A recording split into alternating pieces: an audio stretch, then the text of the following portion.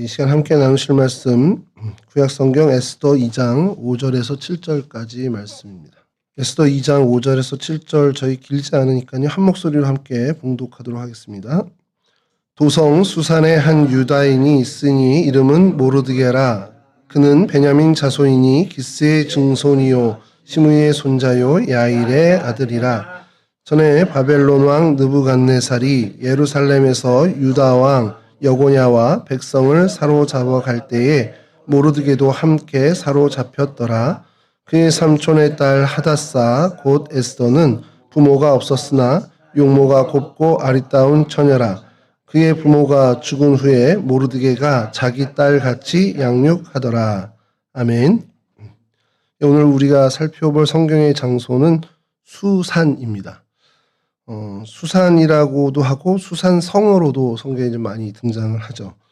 이곳은 페르시아의 수도 중에 하나입니다. 그러니까 왕이 있는 곳이 이제 제국에선 수도인데 왕이 페르시아 땅이 워낙에 넓다 보니까요. 여름에 지내는 처소가 있고 겨울에 지내는 처소가 있습니다.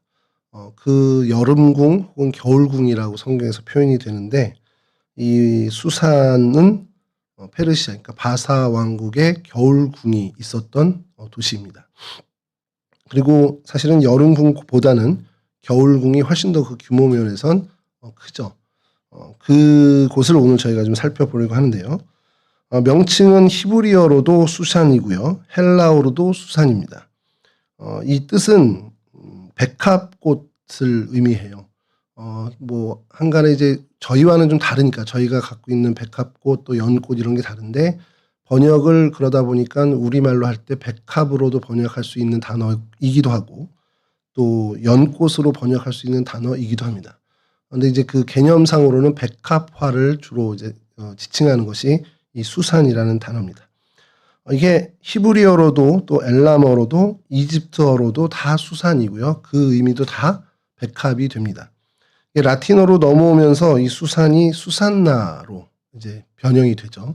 우리가 좀 익숙한, 조금 이제 그때부터는 익숙해지는데 수산나도 이 수산에서 온 거고, 영어권으로 가서 이제 수잔이나 수지, 이게 다 이 수산에서 온, 그렇게 이제 영어권으로 넘어오는 변형된 단어입니다. 오늘날 위치는 이란에 있습니다. 이란 남서부, 이제 테헤란 좀 밑쪽에 있는데, 후제스탄 주라는 그 광역 도시에 위치해 있는데요. 오늘날에도 여전히 이란에서 페르시아어죠. 페르시아로 슈스로 부르고 있습니다. 그러니까 같은 단어인데 이제 발음이 좀 페르시아로 가면서 조금 변형된 것이 슈스입니다. 그래서 슈스라고 하고 또 영어로는 구글 지도나 이런 데는 그냥 수사로 표현이 되고 있습니다. 지도를 좀 보여주시면요. 예, 빨간 게 좀 몇 개 있습니다. 여기가 이제 수사고요. 여기 이란, 현재 이란 땅입니다. 그리고 여기가 예루살렘, 그리고 저 모술이라고 되어 있는 곳이 있고요. 힐라라고 되어 있는 곳이 있는데 이곳은 우리가 지난번에 살펴봤던 니느웨, 그러니까 아수르의 수도입니다. 그게 지금 오늘날의 이제 모술 근처에 고대 아수르 도시가 있고요. 여기 힐라는 여기서 이제 퀴즈를 내야 되겠죠. 이건 아수르의 수도 니느웨고 저기 오늘 우리가 살필 수사라고 하고 슈수라고도 하고 그러니까 수산이라고 오늘 얘기하면 수산은 페르시아 바사왕의 수도입니다. 바사왕국의. 그럼 이 힐라는 오늘날의 이름이 힐라인데 여기는 어디의 수도가 될까요? 그냥 너무 많이 안 오셔가지고 지금 너무 침체되어 있는 것 같은데 아수르 다음에 일어난 제국이 바벨론 제국이죠. 그래서 아수르 제국의 중심은 요 니느웨 모술이고 바벨론 제국의 중심은 요곳. 여기도 그때 이제 바벨론의 수도 이름은 바벨론입니다. 그래서 그 바벨론이 오늘날 이 힐라 요 지역이고요. 그다음에 바사, 페르시아는 이제 겨울궁이긴 하지만 이 수사가 그곳의 수도였습니다. 이런 정도의 지도에서 위치를 좀 보시면 좋을 것 같고요. 직선거리로 이 예루살렘에서 이 수사까지 직선거리는 한 1050km 정도라고 해요. 이제 구글에서도 이렇게 해보면 한 1050에서 한 100 정도 이렇게 나오긴 하더라고요. 그럼 이 거리를 좀 가늠하고자 하면 서울에서 직선거리로 도쿄까지가 1100 조금 넘거든요. 1100km. 그러니까 거기보다 조금 못 미치는 그 정도 거리라고 보시면 됩니다. 그러니까 가까운 거리는 아니죠, 이곳이. 그래서 이곳으로 뭐 포로 바벨론 때 포로를 잡혀가기도 하고 또 이제 나중에 고레스 칙령 때 이 바사에서 예루살렘으로 이제 돌아오는데 이 먼 거리를 그러니까 직선으로만 이렇게 되는 거지 이제 사막길이 직선이 아니고 이렇게 돌아 뭐 물을 얻는 그 돌아오는 길로 하다 보면 한 1,500km 이상은 이제 걸었을 거라는 겁니다. 그러면 뭐 3, 4일 내지는 뭐 좀 천천히 오면 일주일도 걸릴 수 있는 그런 어떤 머나먼 길이 됩니다. 그래서 다음 지도를 좀 보여주시면 좀 확대해서요. 예. 죄송합니다. 여기가 이제 수사구, 이건 아까 얘기한 바벨론, 고대 바벨론이고, 이 니느웨면 요쯤에 지금 있는데, 여기가 요즘 하도 시끄러웠던 호르무즈 해협입니다. 그래서 요 근처, 그러니까 이 테헤란 밑쪽인데, 지금 현재의 이란에서는 그렇게 막 중심적인 도시는 아닌데, 이곳이 사실은 우리 잘 알고 있지만 메소포타미아 문명 지역이잖아요. 이 근처가. 그래서 뭐 유브라데스 강하고 티그리스 강이 만나는 그 하역이다 보니까 4대 문명이 발상한 메소포타미아 문명 지역이고 이곳에선 굉장히 오래전부터 문명이 있었고 사람이 거주했던 땅이라고 보면 됩니다. 그러니까 뭐 최소 4,000년 이상 된 그런 도시일 수 있다는 것을 저희가 좀 생각할 필요가 있고요. 그래서 오늘날의 이 슈스라고 하고 있는 이 수산을 가까이 있는데 지도를 좀 보면 예 다음 이게 이제 구글 지도에서 이제 카피를 해온 겁니다. 그래서 스캔해 온는데 이게 여러 이제 고고학 유적들의 표시예요. 요 땅, 이 비어 있는 땅과 같이 돼 있는 땅이 있고 그 다음에 여기에 좀 이따가 좀 살펴보겠지만 툼 오브 데니엘 나비라고 돼 있습니다. 그래서 다니엘의 무덤이 이곳에 있습니다. 그래서 이것도 좀 이따 좀 살펴볼 텐데 여기는 막 도로도 있고 구획들이 다 있는데 이곳은 뭔가 좀 빈 땅처럼 보이잖아요. 그래서 이거 좀 위성 사진으로 좀 가져와 봤는데요. 다음 사진 보여주시면 1890년대부터 고고학 발굴이 시작이 됐고 오늘날까지도 이곳은 계속해서 고고학 작업이 있습니다. 그래서 이 지역은 고고학 작업을 하고 있는 현재까지도 하고 있는 그래서 고고학 고대 문명 지역으로 개발이 안 되는 거죠. 도시 개발은 안 되고 이렇게 좀 빈 땅으로 있는 것처럼 보이고 나머지 이제 도시가 그 주변을 둘러서고 있습니다. 이런 모습을 가지고 있어요. 그래서 이 역사적인 가치는 아까 말씀드린 것처럼 4,000년 전부터 이제 사람들이 살아왔던 문명 지역이라는 건 굉장히 오래된 도시라고 우리가 볼 수 있고요. 그리고 이곳은 특별히 이 수산은 왕궁으로서의 어떤 기능을 하게 된 게 다리오 왕 1세 때 이곳에 수산궁, 왕궁을 지으면서 이곳이 거의 페르시아 전체의 중심 지역으로 떠오르게 됩니다. 그리고 다리오 왕의 아들이 이제 아하수에로 왕인데, 뭐 헬라식, 라틴어식으로 이제 그리고 페르시아식으로 부르면 크세르크세스라는 왕입니다. 영화 300이라는 영화로 그 사람이 좀 유명해졌거든요. 뭐 나는 관대하다 뭐 이렇게 나오는 그런 영화가 있는데 그 크세르크세스가 성경에서 아하수에로라는 것은 뭐 거의 정설로 받아들여지고 있습니다. 그래서 그때의 가장 전성기를 구가했던 페르시아 왕국의 가장 중심에 있었던 도시가 바로 이 수산이 되게 되죠. 성경에서의 흔적을 좀 찾아보면 사실은 에스더서에 나오는 것이 이 수산에 대한 이야기는 거의 답니다. 그래서 에스더서를 제외한 에스더 외에 나오는 수산이 나오는 곳을 좀 살펴보면 먼저 느헤미야 1장 1절에 이 수산이 수산궁으로 이제 표현이 돼서 나옵니다. 하갈의 아들 느헤미야의 말이라 아닥사스다 왕 제20년 기슬루월에 내가 수산궁에 있는데 그러니까 느헤미야가 하나님으로부터 부름받게 되는 그 자리도 이 자리였다라는 것. 역사학적으로 여기는 수산이 맞아요. 그냥 이 느헤미야가 있었던 곳이고 에스더가 있었던 곳이 맞습니다. 그러니까 이곳이 하나님이 느헤미야를 부르신 그 도시가 맞습니다. 그리고 다니엘서에서 등장을 하는데요. 다니엘 8장 2절입니다. 내가 환상을 보았는데 내가 그것을 볼 때에 내 몸은 엘람 지방 수산성에 있었고 내가 환상을 보기는 을레 강변에서이니라. 그러니까 이 엘람 지방이라고 하는 것은 이곳이 고대 엘람 왕국의 자리였습니다. 그러니까 페르시아 이전 훨씬 전에 고대 엘람 왕국이라는 곳이 있었는데 그 엘람 왕국의 중심이 이 수산. 그러니까 기원전 4,000년 전 이상으로 계속 사람이 살았던 그 중심이 계속 이어졌던 것을 볼 수 있고요. 그래서 다니엘도 이 지역을 그때 당시에 바사 왕국에서조차도 이 지역을 엘람 지방이라고 이제 불렀던, 그러니까 오래된 고도시이기는 합니다. 이게 이제 성경에서 이렇게 등장하고 그 외에는 에스더서에서 수도 없이 이제 나옵니다. 수산이라는 이름이 나와서 뭐 그것을 다 여기서 말씀드리기 좀 어려운데, 말씀드린 이 수산궁이 중심이 되게 된 것은 다리오 왕 1세 때 이곳에 왕궁을 지으면서, 특별히 이제 겨울에 지내는 겨울궁을 지으면서 여기가 유명해지고 중심이 됐다라는 것. 그러면 여름궁도 있을 거 아니에요? 예, 여름궁도 있습니다. 페르세폴리스라는, 지금 현재 페르세폴리스라는 도시에 이게 고유 명사하면서도 일반 명사인데 아파다나라고 불러요. 그러니까 페르세폴리스 아파다나 아니면 수산 아파다나 이렇게 부릅니다. 이제 아파다나라는 건 직역을 하면 알현궁 정도가 됩니다. 그러니까 왕의 얼굴을 보는 걸 이제 알현이라고 하잖아요.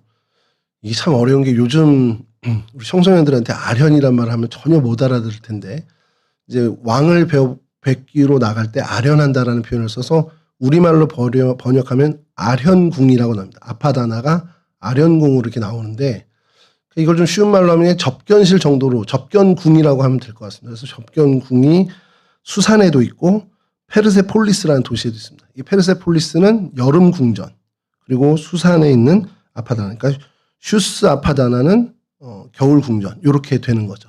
그러니까 그렇게 지어지는 그런 이제 역사적인 가치를 갖고 있고, 이게 이제 성경에 수산궁이 등장을 하는데, 역사적인 자료에서는 그럼 어디서 등장을 하냐 보면 여러 역사 비문에 등장을 합니다. 그러니까 여러분들 예전에 한번 제가 여기서 한번 사진을 보여드린 적이 있는데, 고레스 칙령도 마찬가지고 이제 왕이 조서를 내릴 때 그러니까 한 글자 한 글자 이렇게 써서 할 수 있잖아요. 그러니까 우리나라 사극을 보면 이제 방 쓸 때 이렇게 먹을 갈아서 그걸 붓으로 막 써서 한지에다 써가지고 붙이는. 근데 예를 들어서 128도에 뭐 다 조서를 공문을 보내야 돼요. 오늘날 복사기가 있는 것도 아니고, 오늘날처럼 복사기가 있는 것도 아니고, 오늘 우리 김창우 장로님 사무실에서 이메일을 팩스로 바로 보내셨는데, 그런 첨단 기술이 없는 이때에 100몇 장을 그러면 똑같이 써가지고 그거를 봉해가지고 파발이든 뭐든 이렇게 보내는 게 어렵잖아요. 그때의 방법이 원통의 어떤 나무라든지 돌이라든지 그거에 글자를 깎는 겁니다. 음각이든 양각이든 깎아서 그걸로 그 공문 내용을 만들고, 그래서 종이에다 그거를 굴리는 겁니다. 그러니까 잉크 같은 걸 묻혀서 굴리겠죠. 그거를 이제 만들어 놓고 이제 그걸 공문을 보내는 거죠. 이게 비문이 요런 식의 비문도 있어요. 그러니까 기념비를 세워서 거기다가 글씨를 새기는 비문도 있고, 이런 어떤 공문들을 여러 장 하기 위해서 그런 원통형의 어떤 돌이라든지 나무로 깎아놓은 그런 이제 자료들도 비문이라고 하는데, 이 다리우스 왕, 그러니까 다리오 왕 때의 이 공문서의 원통이 발견이 됩니다. 근데 거기에 이제 나오는 얘기가 뭐냐면 수산궁을 건축한다라는 것. 그러면서 건축할 때 어느 재료는 어디서 가져오고 뭐 이런 게 이제 있는 거예요. 그래서 나무는 레바논과 카르마니아로부터 갖고 왔고, 금은 사르디아와 박트리아에서, 은과 흑단은 이집트에서, 상아는 에디오피아에서, 돌기둥은 엘람에서, 그리고 청옥과 홍옥 같은 옥은 속디아나에서 가져왔다. 이런 기록이 있는 비문이 발견이 됩니다. 그러니까 이 수산궁이 역사적으로도 이제 뭐 이곳이라는 것뿐만 아니라 그런 어떤 겨울왕, 겨울왕궁가 페르시아의 중심 도시였다라는 것이 이제 성경뿐만 아니라 고고학적인 역사 자료에서도 증명이 되는 거죠. 그리고 그곳에는 뭐 건축을 위해서 재료들을 이렇게 갖고 왔다라는 것뿐만 아니라 여러 기능공들을 선발을 했다라는 거예요. 메데인도 선발했고, 이집트 세공가들을 데리고 왔고, 특히 사르디아인들은 몫으로 불러왔고, 이런 것들이 쫙 상세하게 있는 굉장히 보존 상태가 좋은 비문을 발견하게 됩니다. 그래서 이곳이 수산이라는 것은 굉장히 오래전부터, 그러니까 1890년부터 고고학이 이제 현대 고고학이 이곳을 발견했는데, 그때부터 지금까지 어떠한 이견도 없이 여기는 그냥 수산궁이었습니다. 그러니까 그런 의미를 갖고 있는 곳이죠. 그리고 이제 이곳 이제 이 수산궁 안에서 유적지를 발견하는데 굉장히 의미심장한, 성경 그러니까 우리 기독교 고고학, 성서 고고학에선 굉장히 의미 있는 것이 에스더서에 등장하는 뭐 새뜰과 안뜰, 뭐 왕을 보는데 귤을 내미는 그 자리, 이런 것들이 성경에 있잖아요. 그 완벽한 그 장소가 여기 이제 등장, 유적으로 발굴이 되게 됩니다. 그래서 아까 그 전사님 죄송한데 다음 사진 말고요. 아까 그 위성 사진 좀 한번 보여주시겠어요? 죄송합니다. 잠깐 앞으로 한번 좀 갔다 오겠습니다. 예, 여기서 여기 슈슈 캐슬이라고 되어 있는 거 요거 좀 여러분 기억해 주시고요. 그다음에 요쪽을 지금 확대해서 보여드릴 겁니다. 지금 보여드리는데 이게 왕궁터입니다. 여기가 왕궁터인데 왕궁터의 입구 사진. 예, 그래서 아까 순서대로의 다음 사진을 좀 보여주시죠. 그 성경 구절 다음. 예. 요게 발굴된 것을 복원한 겁니다. 이게 발굴될 터를 이제 보완을 해서 이제 담은 못 치고 그냥 이제 저희가 어릴 때 소꿉놀이 하면 이렇게 땅에다 금 그어 놓고 우리 집 안방 뭐 이렇게 하듯이 그냥 구획만 해 놓는 거예요. 이게 그때 당시에 재료를 사용해서 최대한 사용해서 구획만 만들어 놓은 겁니다. 그래서 요게 지금 수산궁 터입니다. 터고 다음 사진 보여주시면 그걸 좀 가까이에서 이런 식으로. 그러니까 이게 당시의 재료도 좀 있겠지만 사실 복원한 거죠. 그러니까 이제 보여주기 위해서 요런 궁이고 여긴 어떤 잔이고 요렇게 해서 이제 복원을 해놓은 상태입니다. 그래서 어떤 성을 만든 건 아니고 이런 식으로 자리만 보존을 한 상태죠. 그래서 요거를 항공사진으로 좀 가까이 보면 다음 사진 보여주시면 예, 아까 그 복원된 데 요런 자리입니다. 요 자리들인데 여기가 좀 중요한 게요. 여기 보면은 뜰이 3개가 있습니다. 하나, 둘, 3개가 있고요. 크기가 좀 다른 뜰이 있고 요 안에 안뜰이 하나 있고요. 그다음에 여기가 아파다나라고 아련궁 자리입니다. 여기 가운데 보면 점들이 좀 있잖아요. 약간 희끗희끗한 점들. 예, 그거를 좀 보여드릴 텐데 좀 더 확대한 사진이 있네요. 다음 사진 보여주시면 예, 요 부분입니다. 그러니까 요게 바깥뜰입니다. 3개의 바깥뜰이 있고 안뜰이 있고 그다음에 여기가 아련궁입니다. 여기를 그래서 아파다나라고 부릅니다. 정확히는 요 부분을 아파다나라고 불러서 여기가 왕이 앉아있는 보좌가 있는 자리입니다. 그러니까 이쪽 입구에서부터 들어와서 뜰을 거쳐서 안뜰까지 와서 왕을 보러 가는 거죠. 그러니까 이런 구조가 돼 있습니다. 그래서 멀리서 본 사진은 이건 이제 위에서 바로 본 거고요. 다음 사진 보여주시면 멀리서 이렇게 돼 있는. 그래서 요게 뜰, 안뜰, 여기가 아련궁, 이런 식으로 여기가 입구, 이런 식으로 이제 구조가 돼 있는 이게 수산궁입니다. 뭐 고고학적으로 거의 다른 이견이 거의 없이 정설로 받아들여지는. 다음 사진 보여주시면 입구를 복원한 겁니다. 이렇게 해자성이라고 그러잖아요. 왜 일본 가면 저희가 많이 보는 성벽이 있고 그 주변을 물로 파가지고 접근을 못하게 하는 약간 그런 식의 모습이었는지 모르겠는데 이렇게 좀 그 단차가 있어서 궁으로 들어가는 입구를 이렇게 좀 복원을 해놓은 상태입니다. 이게 궁 입구고요. 다음 보여주시면 이것도 이런 식으로 가까이서 이렇게 돼 있는. 그러니까 요 안에가 옛날 재료들을 쓴 것들이 많은데 그리고 그 위를 이제 진흙으로 덮었는데 뭐 전체 다는 아니고 그 최대한 옛날 그 돌들을 가지고 복원하려고 애를 썼다라는 게 있더라고요. 그리고 아까 말씀드린 그 아파다나라는 그 곳 있죠. 왕의 아련궁이라는 곳이 다음 사진 보시면 요곳인데 그 아까 희끗희끗한 점들 제가 말씀드린 게 요겁니다. 요게 그 위에서 보면 막 점처럼 보이는 거죠. 이게 뭐냐면 기둥이에요.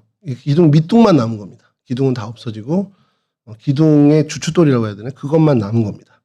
그래서 요거를 설명한 이제 여기 표지판이 있는데 다음 사진 보여주시면 이렇게 되어 있습니다. 그래서 입구로 들어와서 큰 뜰 그리고 마당 안뜰을 거쳐서 이제 안뜰까지 나가서 왕을 만나는데 요 자리를 표시해 놓은 게 이게 기둥이에요. 이 검은 게 다 기둥입니다. 기둥이고 그 가운데에 왕의 보좌가 있는 겁니다.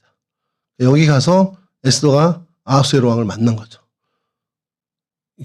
여러분 이게 감흥이 없습니까? 이게 성경에 있는 얘기가 역사적으로 이렇게 딱 들으면 완전 완벽하게 성경에서 얘기하는 안뜰을 거쳐서 왕이 귤을 내미는데 그게 그대로 이제 완전히 이제 고고학적으로 발견이 된 거예요.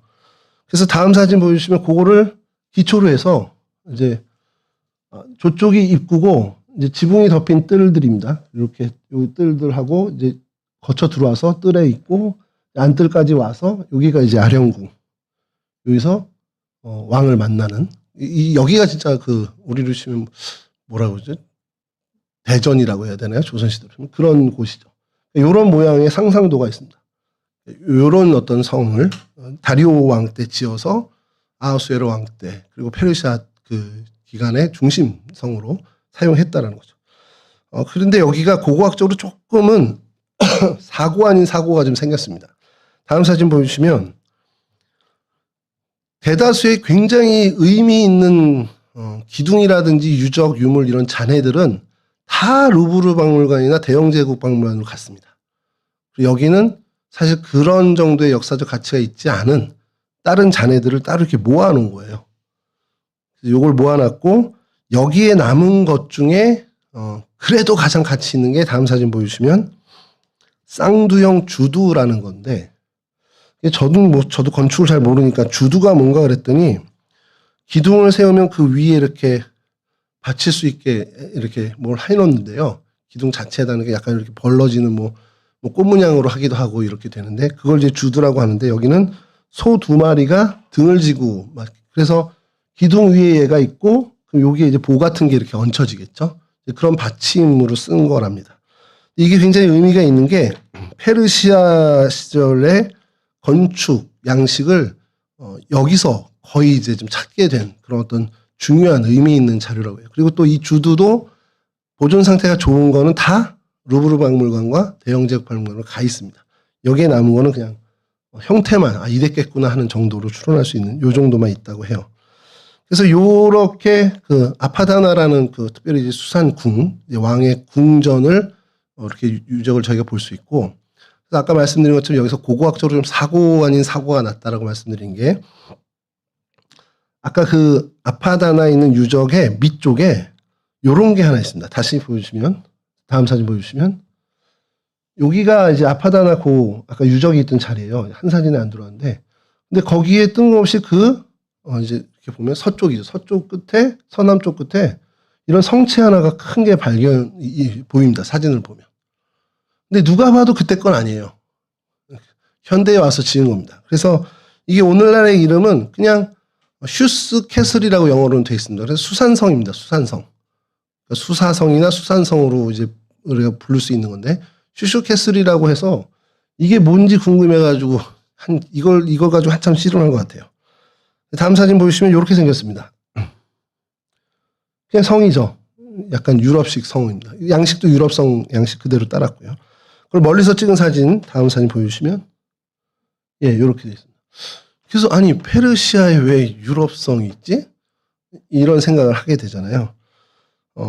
여기가 고고학적으로 지금 이제 뭐 의미 있는 건 다 가져가기도 했지만 잔해들이 그래도 잔해라고 할 수 있는 것들 유적 말고 유물이나 유적 말고 잔해라고 할 수 있는 돌들이 좀 여기 규모에 비해서 굉장히 적게 보이는 거예요. 아까 그 잔해 모아놓은 게 그러니까 수산성 규모를 보면 그래도 한 이 정도 있어야 되는데 고고학자들이 볼 때 이게 너무 없는데 라는 이제 평가를 받는 곳이 이곳입니다.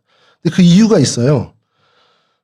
이 성을 지을 때 1890년대입니다. 1897년에 정확히 착공을 했는데 이 발굴팀이 프랑스 고고학 정부의 지원을 받아서 프랑스 고고학팀이 와서 이제 발굴 작업을 시작한 겁니다. 그 사람 이름이 자크 드 모르간이라는 사람이랍니다. 저도 누군지는 모릅니다. 근데 그 사람이 이름이 딱 박혀 있더라고요. 이 사람이 여기서 발굴했는데 엄청나게 많은 유물들이 나오는 거예요. 그래서 루브르 박물관을 막 가져가겠죠. 근데 가져가기 전까지 보관을 해야 되잖아요. 근데 뭐 텐트에다 보관해 놓으니까 훔쳐가는 거야. 지역 주민들이. 그 도굴꾼들하고 지역 주민들이 훔쳐가는 겁니다. 그래서 어떻게 해야 되냐 그래서 발굴하기 전에 그럼 지금 발굴한 이걸 보존할 수 있는 어떤 그런 창고 같은 걸 만들어야겠다. 이 생각을 한 것 같아요. 전혀 엉뚱한 생각인 것 같은데.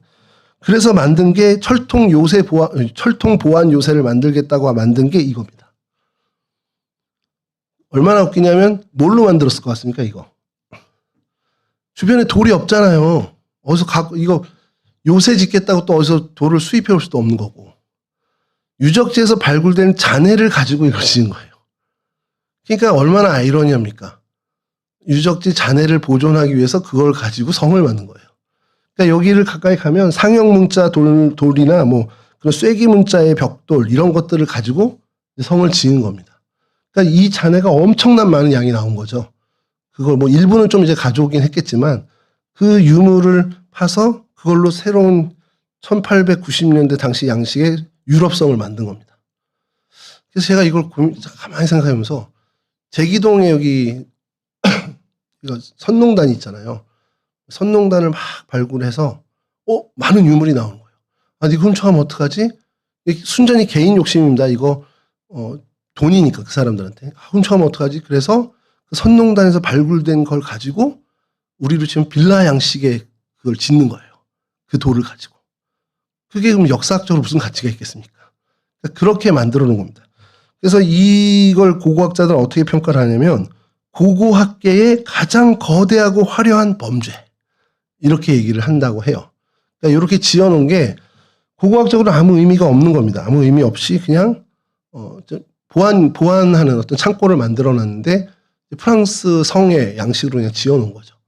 그러니까 이제 이 페르시아와는 아무 상관. 근데 재미난 건 이게 또 이란엔 관광 수입이 됩니다. 그러니까 이란에서는 이곳을 보러 왔다가 이 성을 보면서 우와 하고 가는 거죠. 그러니까 그런 어떤 모습이 있는 그런 유적지입니다. 그리고 요거까지 이제 유적이 사실 요 두 개가 거의 다인데 이제 이것과는 우리 오늘 읽은 에스더와는 좀 무관하지만 이곳에 있었던 사람 느헤미야와 또 다니엘이 있잖아요. 그 다니엘의 무덤이 이곳에 있다는 전승이 있어서 이곳에 다니엘 무덤을 지금은 이제 화려하게 복원을 해놨습니다. 다음 사진 보여주시면 이거 구글어스 사진인데요. 좀 전에 요 유적지 유적터고요. 그다음에 슈스캐슬이 여기에 슈스캐슬이 있습니다. 여기에 슈스캐슬. 여기가 아까 그 좀 전에 본 성이고 저기가 아까 그 유적지고요. 그리고 거기서 이 강변으로 샤브르강이라고 하는 강인데 강변으로 요만큼 가까운 거리로 오면 여기에 툼 오브 다니엘 나비라고 되어 있는 다니엘의 무덤이 있습니다. 사진을 보여드리면 다음 사진 보여주시면 원기둥 뿔인데 여기가 입구고요. 여기가 입구고 앞에 마당이고요. 근데 이거를 동그랗게 한 게 아니라 이제 네모난 벽돌을 돌려서 싸서 원기둥으로 만든 그런 모양.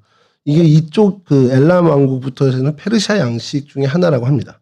이런 모양으로 지었는데 가까이 정면 사진을 보여주시면 다음 사진 보여주시면 이렇게 정문 입구가 돼 있고 이제 뒤편으로는 그 샤브르 강이 흘러요. 다음 사진 보여주시면 강변에서 이제 본 그 박물관 그러니까 무덤 모스크죠. 지금은 모스크로 사용하고 있는 그런 다니엘의 무덤입니다. 내부 사진은 별로 등장하지 않고요. 그 관이 있다고만 전해지는 그 내부의 묘소입니다. 다음 사진 보여주시면 이렇게 이 안에 들어가 있다라고 합니다.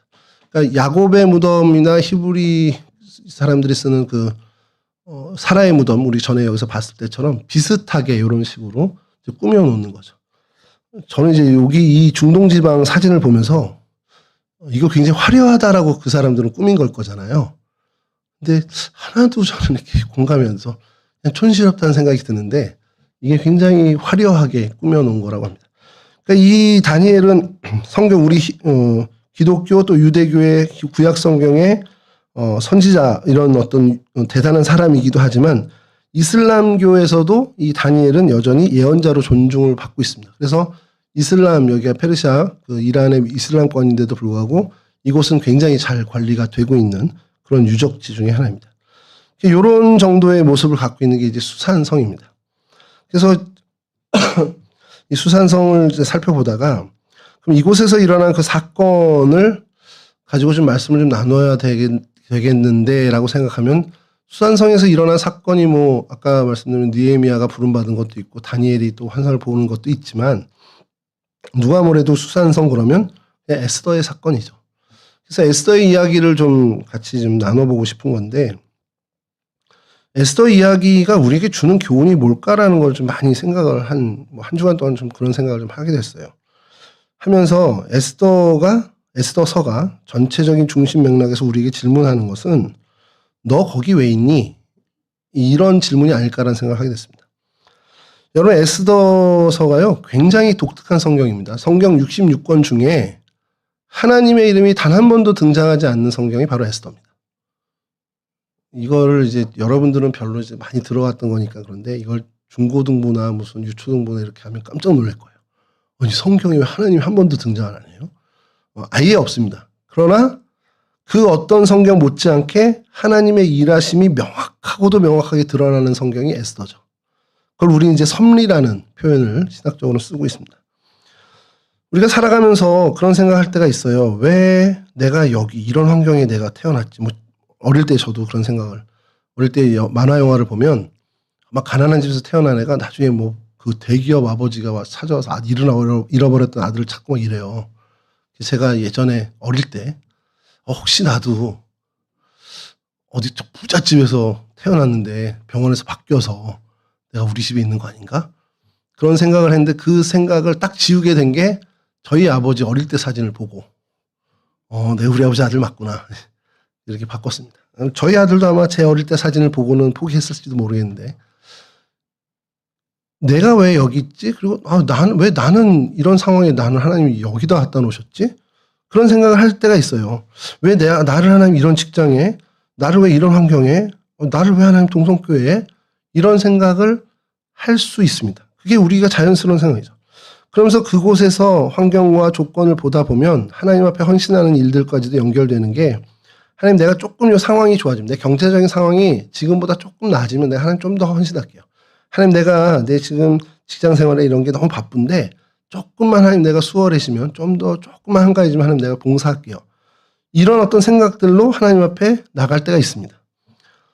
근데 하나님이 우리에게 이 에스더서를 통해서 질문하는 건 그것과 상관없이 지금 네가 거기 왜 있는데라고 물어보신다라는 거예요. 말씀드린 것처럼 이 에스더서는 하나님이 침묵하시는 것처럼 하나도 등장하지 않음에도 불구하고 그 어느 성경에 못지않게 하나님의 일하심이 드러나는 그 섭리가 가득 찬 그러한 성경책이죠. 여러분 당시의 얘기를 잠깐 좀 드리면 유대인들이 페르시아 제국 곳곳에 흩어져 살고 있었어요. 엄청나게 큰 제국에 흩어져 살고 있었어요. 근데 왕의 총애를 받던 하만이라는 거의 총리급이죠. 이 사람이 모르드게 한 사람, 이 유다인 모르드게를 미워하는 그 마음이 너무 커져서 얘 하나로 안 되고 이 얘가 속한 그 인종 전체를 다 내가 멸망을 시키겠다, 죽이겠다. 그러니까 요즘으로 치면 그 레이시즘이죠. 그 인종차별주의자예요. 그렇게 죽이겠다라고까지 생각을 한, 그리고 구체적인 계획을 세워서 실행해 나갑니다. 그리고 결국에는 왕의 조서가 전국에 내려져요. 그래서 유대인을 완전히 박멸할 수 있는 법적 근거도 생기게 된 겁니다. 그러니까 사실 유대인의 입장에서는 이게 굉장히 큰 재앙이 닥쳐온 그 시점이라는 거죠. 그런데 이 성경 안에, 그런 에스더의 배경 안에 그럼에도 불구하고 하나님께서는 그 위기를 아주 오래전부터 대비하고 계셨다라는 것을 보여준다는 겁니다. 왕후 와스디가 폐위가 되고 새로운 왕비를 꼽는데 저 포로로 잡혀온 민족 중에 여인이 왕후가 됐다라는 것도 이건 놀라운 일입니다. 뭐 그럴 수가 없는 거예요. 왜냐하면 그 귀족들 가문에서 뽑는 것이 당시의 어떤 정통인데 전혀 그러지 않은 사람이 뽑혔다라는 거. 뭐 운이 좋았어라고 생각하겠지만 믿음의 눈으로 보면 이건 우연이 아니죠. 하나님의 섭리라고 우리가 얘기할 수 있습니다. 하나님은 왕실 한가운데 정말 왕실 정중앙에 하나님의 사람, 당신의 사람을 그 오래전부터 미리 세워놓으셨다라는 겁니다.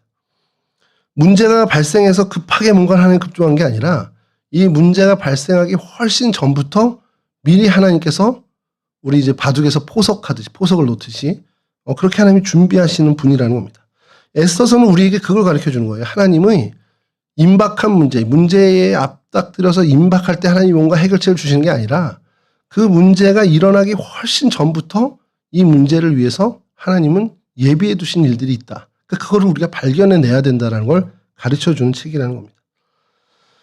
그럼 오늘 우리 삶도 마찬가지일지 몰라요. 내가 있는 뭐 직장이 됐던 가정이 됐던 내가 만난 어떤 그 사람들의 그 인적 네트워크가 됐던 우리 뭐 섬기는 교회가 됐던 우리는 우연히 내가 이곳에 있다라고 생각할 수 있습니다. 내가 우연히 이 사람들과 어울리게 됐고 정말 뜻하지 않은 그 우연으로 이 사람들과 어떤 관계를 맺고 살아간다.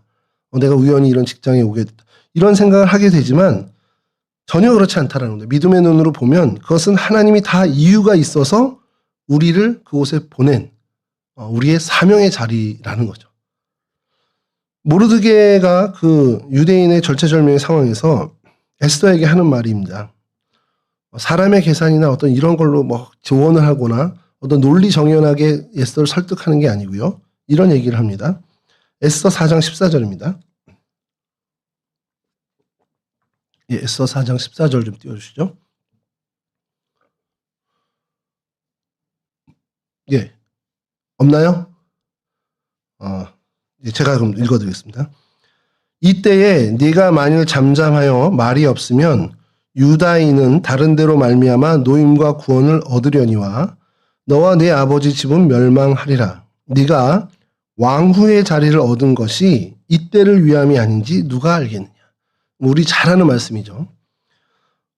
네가 왕비니까 너 이거 해야 돼. 이게 아니라 하나님께서 너를 그 자리에 두셨다라는 걸 얘기하는 겁니다. 그래서 하나님이 너를 그 자리에 두신 게 이때를 위해서 두신 거 아닐까? 너 한번 생각해 봐.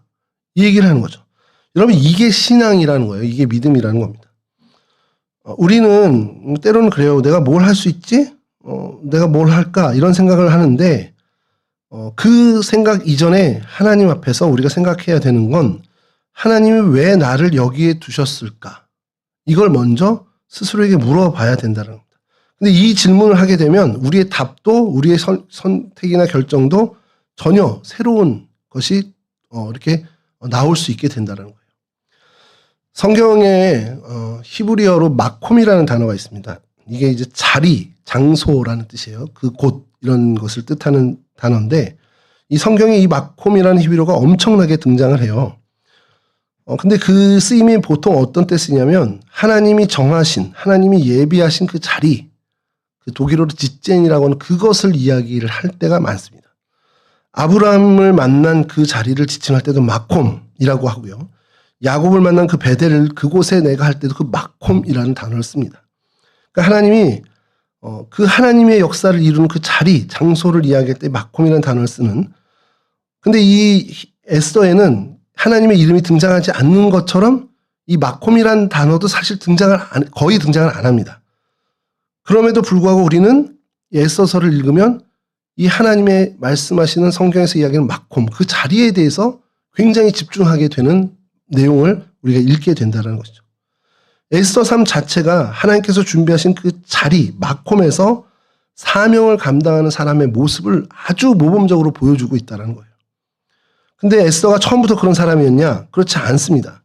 왕의 부름 없이 왕 앞에 나가는 것이 죽을 일이라는 걸 알고 너무 잘 알죠. 너무 잘 알기 때문에 걱정도 하고 염려도 하고 나 처음에 그걸 못할 거예요 라고 이제 사양을 하는 모습도 보입니다. 에스더도 두렵겠죠. 당연히 안 되는 거니까. 근데 그녀가 두려움 속에서도 그 길을 선택하죠. 그 과정이 우리한테 이제 너무 유명한 말씀 에스더 4장 16절 말씀인데 이것도 읽어드릴게요. 당신은 가서 수산에 있는 유대인을 다 모으고 나를 위하여 금식하되 밤낮 3일을 먹지도 말고 마시지도 마소서. 나도 나의 시녀와 더불어 이렇게 금식한 후에 규례를 어기고 왕에게 나아가리니 죽으면 죽으리라 하니라. 우리가 잘 아는 말씀입니다. 이게 굉장히 어떻게 보면 무모한 더 결심을 하고 하나님한테 맡기는 어떤 그런 모습으로 보는데 이건 무모한 결심이 아니에요. 진짜 하나님께 나를 맡긴 사람만이 할 수 있는 믿음의 고백이라는 겁니다. 그러니까 기도가 먼저였고요. 에스더는 금식이 먼저였습니다. 그리고 결단해서 행실, 그 실행을 옮겼다는 거죠. 우리 신앙에서 이 순서를 놓치지 않아야 되는 것이 또 우리의 숙제일 수 있습니다. 우리가 종종 하나님 앞에 기도하는 것보다도 혹은 하나님의 뜻을 묻기보다도 우리 마음에 먼저 소원이 생겨서 그걸 먼저 해내가야겠다는 그 의지를 먼저 표명할 때가 있어요. 그거를 우리는 또 용기라고 생각할 때가 있습니다. 내가 믿음의 용기라고 생각할 때가 있어요. 근데 그거에 앞서서 우리가 먼저 해야 되는 것은 하나님 앞에 기도하고 하나님의 뜻을 묻는 것. 그것이 먼저라는 겁니다. 우리의 삶이 그렇죠. 우리의 믿음의 결단이 하나님을 의지하는 자리, 그 기도의 자리, 하나님의 뜻을 묻는 자리, 하나님을 만나는 그 자리에서 사실 결정이 돼야 되는데 그러지 않고 다른 자리에서 하나님과는 무관한 내 의지, 어떤 내 계산, 내 어떤 지혜 그것을 이룬 자리에서 결정을 할 때가, 그런 실행을 할 때가 우리가 종종 있다라는 겁니다. 근데 에스더서는 그것을 방지하기 위해서 계속 우리에게 지금 이 자리에서 하나님을 만나는, 지금 나의 이 자리가 하나님을 만나는 자리, 그 마콤의 자리가 되게끔 하라라는 것을 이야기하는 겁니다. 우리가 하나님께 좀 좋은 자리, 좋은 조건을 많이 요구합니다. 왜냐하면 내가 승진하면, 내가 형편이 좀 좋아지면, 내가 시간이 좀 많아지면, 하나님 나 은퇴하면 그때 하나님 위해서 내가 좀 결단하고 살게요. 이렇게 막연한 생각을 할 때가 있어요. 근데 하나님은 그런 다른 자리 말고 지금 이 자리, 지금 네 마콤, 거기에서 좀 네가 나를 만나고 내 뜻을 좀 알고 그래서 거기서 좀 실행했으면 좋겠다라는 것을 얘기하는 겁니다.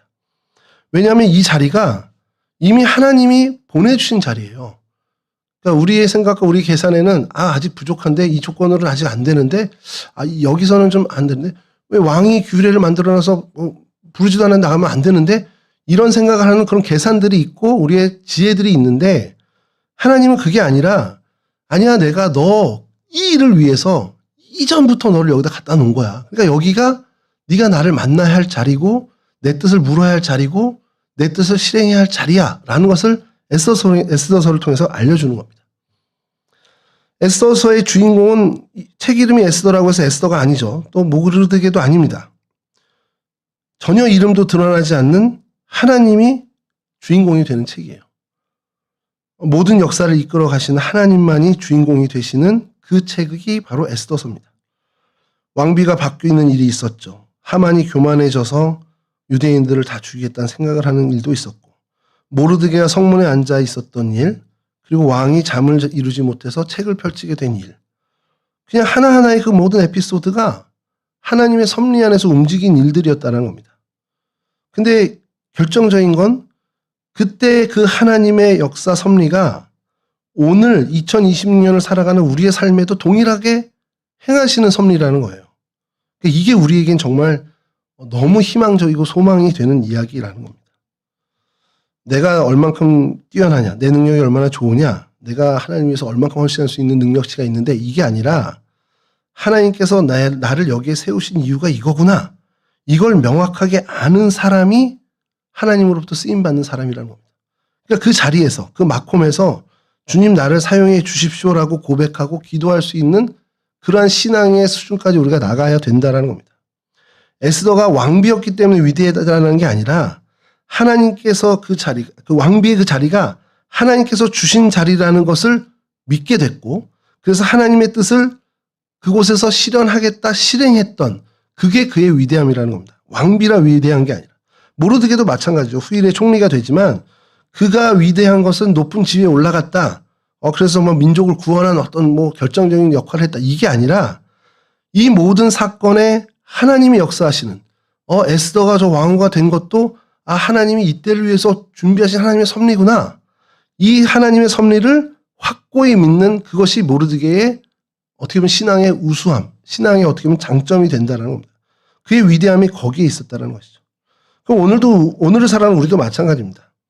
하나님께서 나를 심으신 이 자리가 그냥 우연하게 있는 자리가 아니라 하나님의 정말 철두철미한 그 계획하에 하나님께서 이 자리에 나를 세우셨고 심으셨다라는 것을 믿는 그 믿음이 우리 가장 중요한 믿음 중에 하나라는 거죠.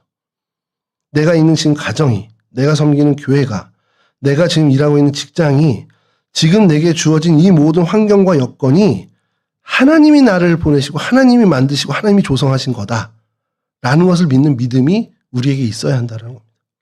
그러면 우리의 기도가 바뀌죠.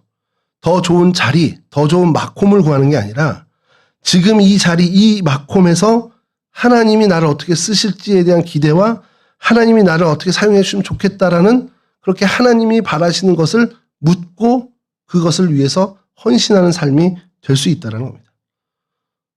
그렇게 우리의 기도가 바뀌어야 된다는 거죠. 하나님이 오늘 이 말씀을 통해서 우리에게 이렇게 말하십니다. 너 그 자리에 있는 게 이때를 위함이 아닌지 누가 알겠냐. 모르드게의 입을 빌어 우리에게 하나님 오늘 이렇게 말씀하십니다. 그럼 이 말씀에 우리 역시도 이 하나님의 부르심 앞에서 에스더처럼 믿음으로 결단하고 순종하는 그러한 모습을 우리가 보여야 한다는 것이죠.